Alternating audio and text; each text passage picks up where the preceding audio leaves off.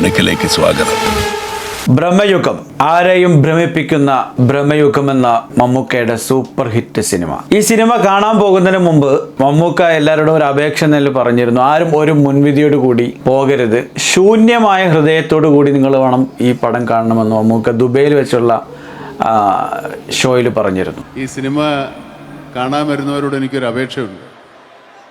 Trailer കാണുമ്പോൾ നിങ്ങൾക്ക് പലതും തോന്നിയിട്ടുണ്ടാവും, പക്ഷെ ഒരു കഥയും മനസ്സിൽ വിചാരിക്കരുത്. ഈ സിനിമ ഒരു ശൂന്യമായ മനസ്സോടുകൂടി വന്ന് കാണണം.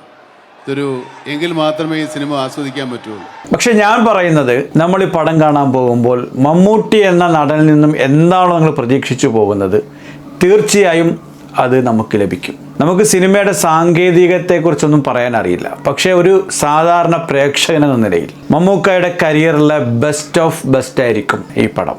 ഒരുപാട് സിനിമകൾ, കഥാപാത്രങ്ങൾ നമുക്ക് നൽകിയിട്ടുണ്ട്.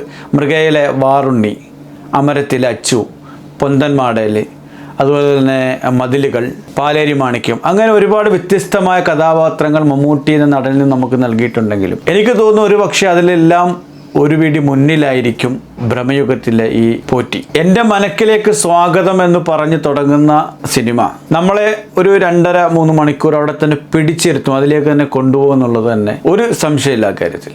ആർട്ട് വർക്കൊക്കെ എന്ന് പറഞ്ഞാൽ, നമ്മളൊരു ബ്ലാക്ക് ആൻഡ് വൈറ്റ് സിനിമ, ഒരുപാട് വർഷങ്ങൾക്ക് ശേഷം ഒരു ബ്ലാക്ക് ആൻഡ് വൈറ്റ് സിനിമ കാണുമ്പോൾ, ഒരു ബ്ലാക്ക് ആൻഡ് വൈറ്റ് സിനിമയിലെ കളർ സിനിമയുടെ ഒരു സൗന്ദര്യം ഒന്നും അതിന് ഉണ്ടാവില്ല എന്ന് പ്രതീക്ഷിച്ച് അല്ലെങ്കിൽ പോകാതിരിക്കുന്നവരുണ്ടെങ്കിൽ, ഇത് കാണുമ്പോൾ ബ്ലാക്ക് ആൻഡ് വൈറ്റ് എന്ന് പറഞ്ഞാൽ ഇപ്പം നമ്മുടെ ഈ ഒരു ഫിൽറ്റർ ഇട്ടാൽ എൻ്റെ ഈ വീഡിയോയ്ക്ക് ബ്ലാക്ക് ആൻഡ് വൈറ്റ് വരും. പക്ഷേ ഇതങ്ങനല്ല, അതിനാവശ്യമായ ലൈറ്റ് അറേഞ്ച്മെൻറ്റ് ചെയ്ത് ഓരോ സീനും കൃത്യമായ രീതിയിലാണ് അത് ചെയ്തിരിക്കുന്നത്. ആർട്ട് വർക്കൊക്കെ ഒരു രക്ഷയില്ലാത്ത ആർട്ട് വർക്കുകളാണ്, ഒന്നും പറയില്ല. അത് നമുക്കൊരു വല്ലാത്ത എക്സ്പീരിയൻസ് ആണ്. അതായത് കുട്ടിക്കാലത്ത് നമ്മൾ കേട്ട നമ്മൾ പേടിപ്പിക്കുന്നൊരു കഥയുണ്ട്, നമ്മളെ പേടിപ്പിച്ചെടുത്തൊരു കഥ. ആ കഥ ഇങ്ങനെ കേട്ടിരിക്കുന്നത് പോലെ നമുക്കതിങ്ങനെ അതിൽ ലയിച്ചിരുന്നു പോകും. മമ്മൂക്കയുടെ കരിയറിലെ ഒരു വ്യത്യസ്തമായ കഥാപാത്രം. മമ്മൂക്ക ഒരു ആക്ടർ എന്ന നിലയിൽ, നടനെന്ന നിലയിൽ അദ്ദേഹത്തിൻ്റെ എന്താ പറയുക, ആ ഒരു കഥാപാത്രത്തിൻ്റെ ഒരു മൈന്യൂട്ടായ ഓരോ ഇതിലും അദ്ദേഹത്തിൻ്റെ ആ അഭിനയം നമുക്ക് കാണാൻ പറ്റും. അതുപോലെ തന്നെ അർജുൻ അശോകനായാലും സിദ്ധാർത്ഥ് ആണെങ്കിലും അവരുടെയൊക്കെ മികച്ച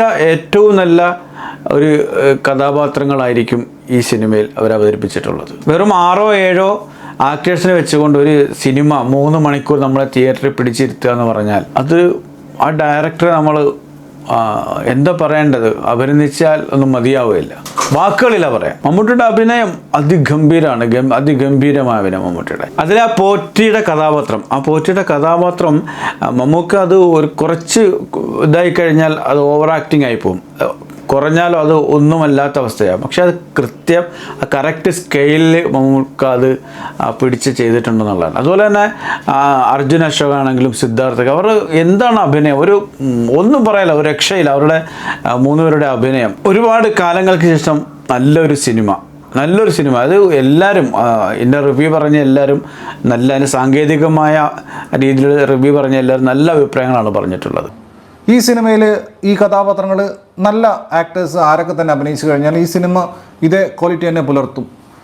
ബട്ട് ഇത്രയും ക്വാളിറ്റി ഉള്ള ഒരു സിനിമയെ വേറെ ലെവൽ, വേറെ മാതിരിയാക്കുന്നത് ഒറ്റ പേരാണ് മമ്മൂക്ക.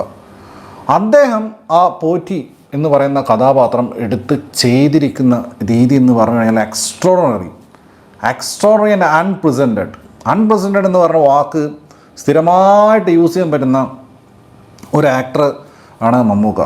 അറുമതിച്ചിട്ടുണ്ട്. എന്തുകൊണ്ട് മമ്മൂക്കയെ പോലൊരാൾ ഇങ്ങനൊരു കഥാപാത്രം ചെയ്യാൻ തയ്യാറായി എന്ന് ആരെങ്കിലും ചോദിക്കുകയാണെങ്കിൽ അത് ചെയ്യാൻ തൽക്കാലം ഇവിടെ അങ്ങേര് മാത്രമേ ഉള്ളൂ എന്നുള്ളതാണ് അതിനുള്ള ഏറ്റവും നല്ല മറുപടി. അത്രമേൽ ഗംഭീരമായിട്ട് ചെയ്തിട്ടുണ്ട്. ഈ ക്യാരക്ടറിൻ്റെ സ്പോയിലർ പറയാൻ പറ്റുമായിരുന്നെങ്കിൽ ഞാൻ ഈ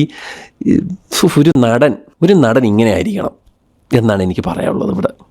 this is how an actor should act, an actor should select a script. ഇങ്ങനെ ആയിരിക്കണം. എങ്ങനെ, ഹൗ, ഇതൊക്കെ ഈ സ്ക്രിപ്റ്റൊക്കെ അത് എടുക്കാനുള്ളൊരു ധൈര്യമൊക്കെ ഉണ്ടല്ലോ. നിങ്ങൾ നമ്മൾ വന്നിരുന്ന് തള്ളുന്നില്ല, നിങ്ങൾ സിനിമ കാണുമ്പോൾ നമ്മൾ കിളി പറക്കും.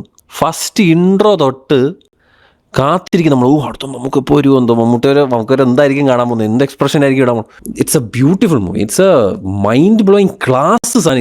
ഇതൊരു അഭിമാനമാണ്. ആസ് എ മലയാളി നമുക്ക് എടുത്ത് പറയാൻ പറ്റും ഇങ്ങനെ ഒരു ടെക്നിക്കലി വെൽ സെറ്റായ ഒരു സിനിമ നമ്മളെ നാട്ടിൽ നിന്നും വന്നു എന്ന് പറയാൻ സത്യം എടുത്ത് ഇങ്ങനെ ഫ്രണ്ടിലെടുത്ത് ഇങ്ങനെ വെക്കുക. ദിസ് ഈസ് ഫ്രം ഇന്ത്യ, ഇതൊരു ഇന്ത്യൻ സിനിമയാണ് എന്ന് പറഞ്ഞ് ഇങ്ങനെ നാട്ടുകാരെ ഞെട്ടിക്കുക. ഇംഗ്ലീഷുകാരന്മാരെ കണ്ടു കഴിഞ്ഞാൽ എന്തോ ആടെ മോണോക്രോമിൽ കളിച്ച് വെച്ചേക്കണേന്ന് ചോദിക്കും. 18ാം നൂറ്റാണ്ടിൽ നടന്ന ഒരു സംഭവം നമ്മുടെ മുന്നിൽ, നമ്മളതിലിങ്ങനെ ആ ഒരു ലോകത്തേക്ക് നമ്മളങ്ങനെ പോവുകയാണ് ആ സിനിമയിലൂടെ. അങ്ങനെ ഒഴുകി നമ്മൾ പോയിക്കൊണ്ടിരിക്കും.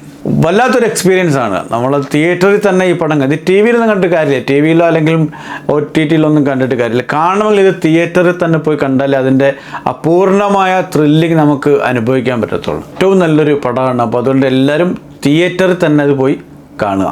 തീർച്ചയായും നിങ്ങൾക്ക് ഇഷ്ടപ്പെടും.